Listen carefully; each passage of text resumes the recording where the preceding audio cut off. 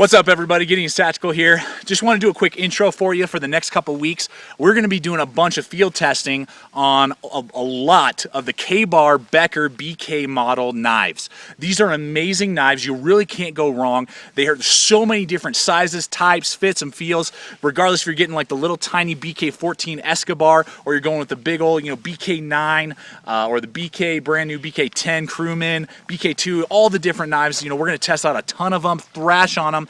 Really, for the price point, you can't go wrong. There's some of the best on the market. Get a US-made 1095 high carbon knife, that has the handle scales on either side, so they're very durable. You can baton with them, thrash on them.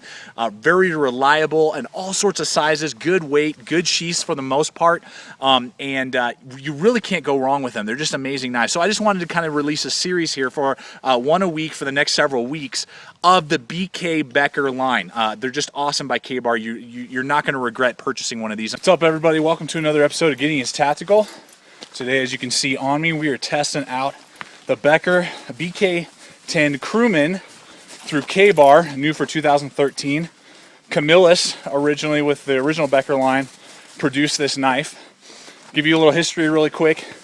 Camillus, back in the day when Becker and Camillus worked together before Becker went to K-Bar, Ethan Becker started working with K-Bar. Camillus came to him and said they wanted to upgrade their Air Force survival knife. So he came up with this BK10 CREWMAN. It was his design. So it is designed for air crewmen, obviously called the CREWMAN, BK10, so that they could, if they had the parachute out, their craft got shot down, their aircraft or whatever, that they could both survive and get out of hairy situations if need be, and basically get to friendly, if they're like shot down behind enemy lines, and get back to the friendly part of the lines. So that's what this knife is designed for. All right, so I just wanted to do close up and personal on the BK10 here with the sheath, and just give you really close up stuff as we go through this field testing. We'll jump right back into the field testing and wrap up the review, but I just wanted to get it really up and close and personal because it is a new knife and I just want to show it to you guys. So here's the sheath right here. Got 3 lashing points down here for paracord. Nice extra little nylon loop here. Kedora sheath made out of nylon. You got the molly on the back all the way along the back there, which is nice.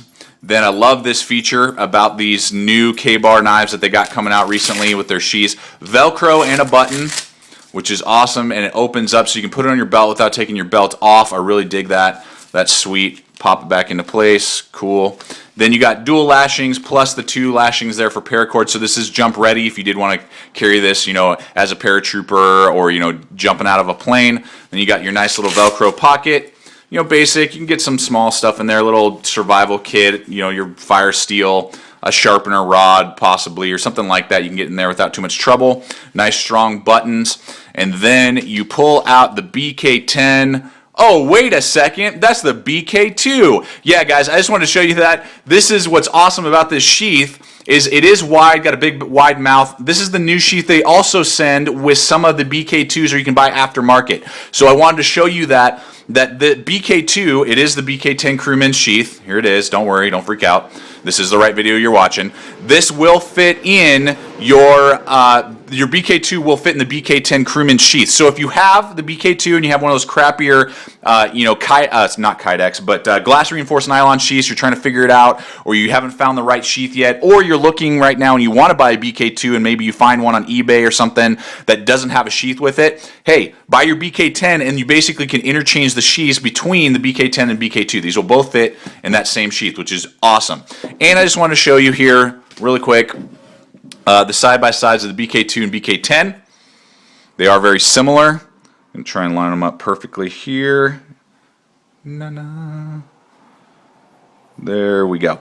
Okay, so basically what you're getting, just so you can see side-by-side, very similar in size. You're getting just a quarter-inch more on the edge with the BK10, but it is about a quarter of an inch shorter on the handle. So they basically just moved up the length from the handle to the tip of the blade. Just wanted to show you that. And then of course the BK2 quarter-inch thick, BK10 3/16 of an inch thick. You can see it is a thinner knife. So just kind of wanted to show you those two little features there. Obviously drop point, clip point. So, but what's awesome about the BK10, what I really like about it, guys, is that because the blade is thinner, the handle is thinner, and it fits a lot better in my hand than BK2. Don't get me wrong, I love the BK2. Never going to get rid of this knife. Every guy should have, if you're a knife guy, you should have a BK2. But it is a really thick, heavy blade, obviously, and not necessarily the most enjoyable knife to wield. This thing is awesome. It's just so thin. It's lightweight, easy to move around, flip. You know, it's going to feel just really good in your hand, and it's thinner, so it just feels nicer. And particularly maybe, you know, you're rocking the BK2 and your wife really wants to get a blade because she's out there in the woods with you all the time. This is a little bit thinner and will fit her hands probably a little bit better, but I love it. I love how the fit and feel in my hand. You can see there. I wear large size gloves, even though they took a little bit off the handle. Doesn't bother me in the least. Nice big lanyard hole. Hammer down there for either pommeling, hammering, doing whatever you want. Full 10 construction. The handles are awesome. Good jimping, like we talked about with that cutting test. There it is, and the ramp is shorter and lower than the BK7, and that's why I like it, and I can scoot up over it and do that detailed work like we've talked about if need be. Then you got, again, that clip point design there. Just want to show you that. Really nice. I mean, it's dead center with the blade, basically, and it is reinforced all the way through. You can see that tip goes reinforced and really nice and thin down there, so you can do that really good stabbing and penetrating that we'll wrap up here in just a second. I'll show you some stabbing tests, but it's very durable and wide. I mean, we're looking at a pretty wide blade there, so you can do some digging and, you know, shoveling. This is just more capable, in my opinion, more usable. It's 3/16 of an inch thick. That's kind of my favorite. You got that saber grind. Weighs in, I believe, around 11.5 ounces. It's going to be just slightly lighter than BK7, but again, it is shorter. And again, you got that 5¼ inch blade, basically, actual cutting edge. I'm measuring that from the cutting edge, not the handle. Cutting edge to the tip is right around 5¼ inches, just over 5 inches. So again, and I love that length as well. I mean, it just lends itself to be an awesome survival utility blade. But yep, just want to show you that.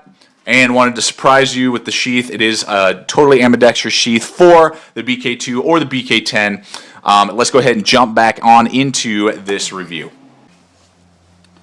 All right, we got a ton, so 2,000 pound rated cord, very similar to paracord here.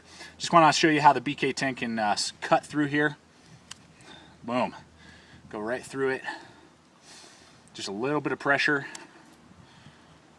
Easily goes right through that cord with just a little bit of pressure. I love that, man. That's awesome. Going to town on that cord. So one of the things as I use this knife is, you know, this thumb ramp is very similar to the BK7 and BK9 thumb ramps, which are kind of uncomfortable when you see me doing what I'm doing. This kind of is starting to crap my hand, doesn't feel very good, and pretty quickly is going to really just fatigue my thumb and just isn't very comfortable this way.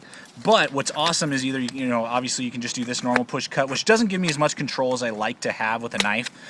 But with this particular model, I can get my thumb over that thumb ramp because it's not very high. I think the BK7 definitely has a higher, longer thumb ramp. I can easily get my thumb over there and then push, and now I can basically choke up, and I'm getting really good traction and coverage with this knife, and I'm able to basically push over the thumb ramp, and I can go to town all day long doing this detailed feather work by just putting my thumb, resting it basically up here like you see me doing it. And this is very comfortable, very easy to do. But as you can see here, this is pretty good. I'm not getting fatigued. My thumb isn't, you know, starting to cramp. Then I can go back here, adjust it, keep going, put my thumb here again. So either here or here is going to do the best and feel the most comfortable in your hand when you're using the BK10.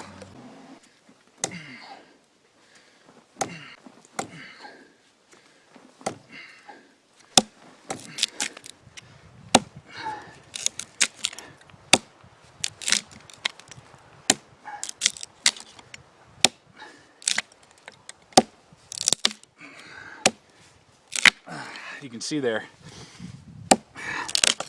as I'm stabbing, getting really good penetration, and I'm totally prying with that tip.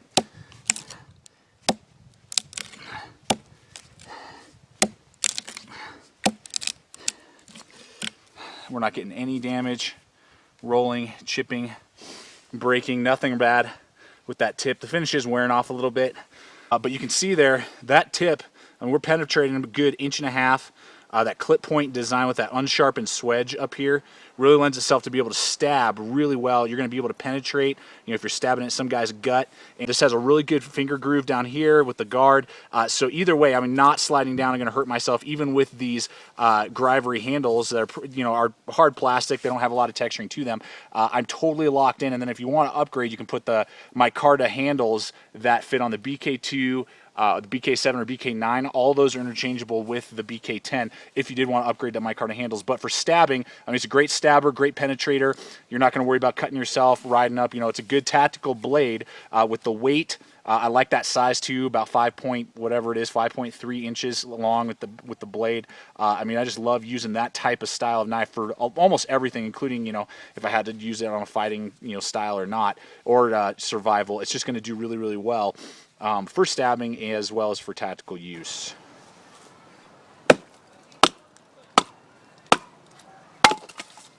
Nice.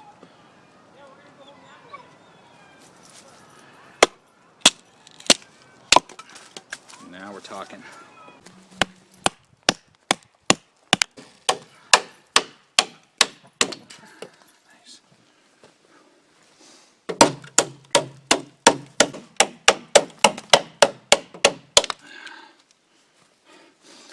You know, again, just like all these Becker models, the larger ones with this handle hook back here, really lends itself to just be an amazing chopper and chop just so well. Feel very comfortable in your hand. It's not wanting to slide out or anything. And this BK10 for a 5.3 inch blade, very impressed. Yeah. Whew. You know, and that's a lot of that is just the weight.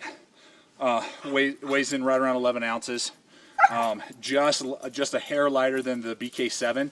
So basically, if you have a BK7, or you know the weight of a BK7, and you just want something a little shorter, more compact, you know, something that you can show you right here, something that you can put on your rig, and that's really what I mean.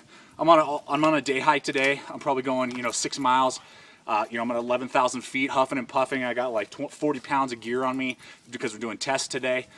You know, I don't want to be huffing and puffing around, you know, a 7-inch blade like on my leg or having to strap it to my pack. I'd rather just have it right here so it's easily accessible. And that's what a 5-ish inch knife lends you to do, is I can just strap this sucker on and barely even know it's there. You know, and then I can go hike and do everything that I need to do, and it's right here if I need it, and I'm not having to fumble for it, you know, take my pack off to get to my knife, you know, or something like that, and it has the same weight as the BK7. So really the only downside to it is the fact that it can't span as much wood when you're batoning. That's really the only downside to the BK10 when you're talking about weight, whether or not it's worth it, the chopping capabilities. The BK10 chops just as good as BK7.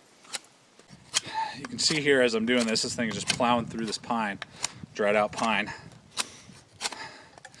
And again, very easy to use if you're sitting around a campsite, you know, whittling, carving, having to make a feather stick, making a tent peg.